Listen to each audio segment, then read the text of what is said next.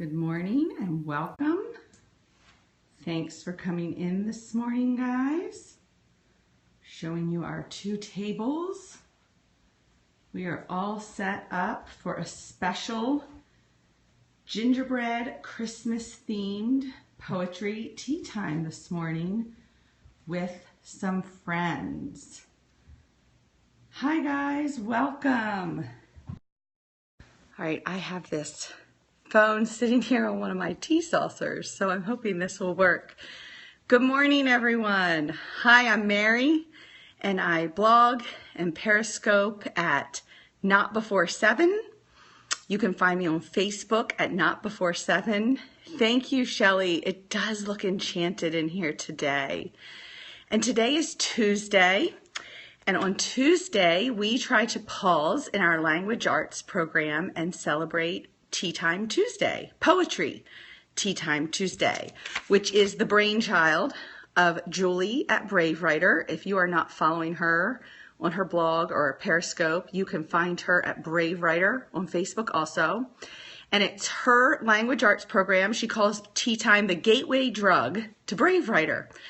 And it really is. It totally has captured us. It's a way to pause in our language arts week and remember that our homeschooling journey is about relationship and about making memories while we are learning, and we are creating joy. And joy is one of the best teachers.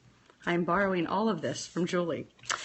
Today's tea time, I also want to mention Amy at Amy3681. She has inspired our gingerbread theme today. She does fabulous scopes, like 1-minute craft scopes, and she had a gingerbread themed week and did a gingerbread tea time, and my friend Jenny and I watch her, and she really inspired what we're doing today. So I will show you our table again today. Set up. Please know that our tea times are normally not this elaborate. So this is something we decided to make our December homeschool a little more fun and purposeful for our tea times. So we have invited friends, that's why we have two tables set up, who will be here at 10:30, and they are bringing more food to fill these empty spots on a platter. And we'll have our tea saucers, and each table has a gingerbread house. And if you know me at all, then you know tea is plentiful in my house. So we will have plenty of choices sitting out here. This is all of our decaf choices.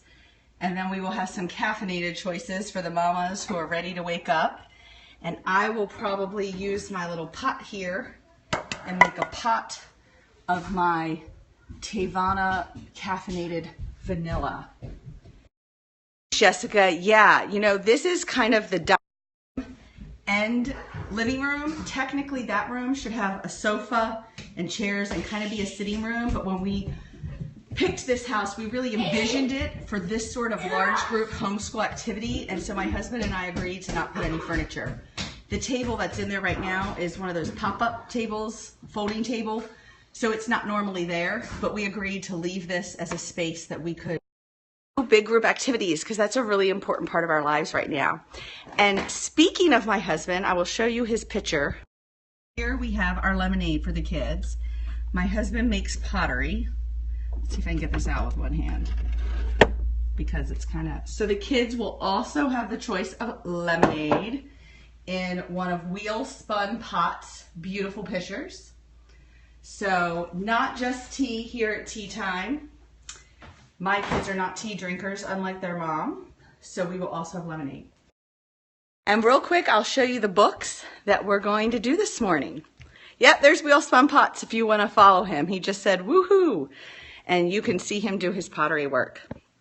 I'm going to start with the Christmas classic, How the Grinch Stole Christmas, in honor of my father, who has not popped in, but we'll see this later. His favorite story, I think a fantastic story, and a wonderful way to start our tea time and give the kids some time to eat, because it's a little on the longer side. My son picked a poem out of this book.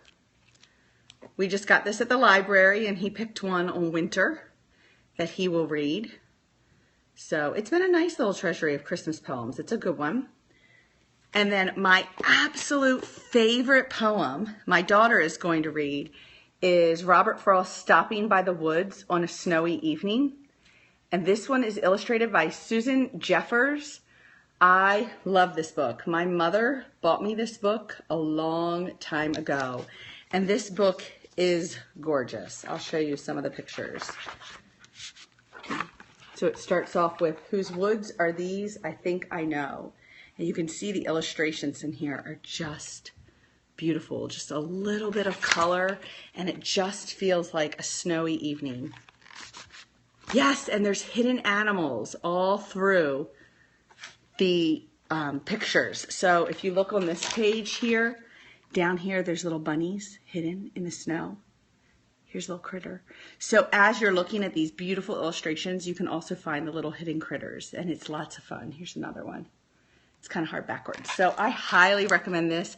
This is a beautiful addition to anyone's Poetry Tea Time collection. We'll read it in the dead of summer too. It's just my favorite poem. So this is a great one. You can photograph that if you don't have that. But I'm glad to inspire some other people. I really appreciated Amy's inspiration to kind of get our acts together for December and have some fun poetry tea time. So today we'll have some friends over and do this one. And next Tuesday we're meeting friends at Panera. And we're going to do a poetry tea time out and about with some friends. So I just think that'll be a nice way to do our December school. So thanks for tuning in today, guys. And I hope to see some other tea times and some inspiring books. I've appreciated all of you sharing. And yes, if there are leftovers, darling, you can have them. But with 4 children, I doubt you'll have a whole lot. And there's one of the culprits now. All right, guys, we're going to go have some fun. Have a great morning, and I'll see you guys again soon. Thanks for all the hearts this morning.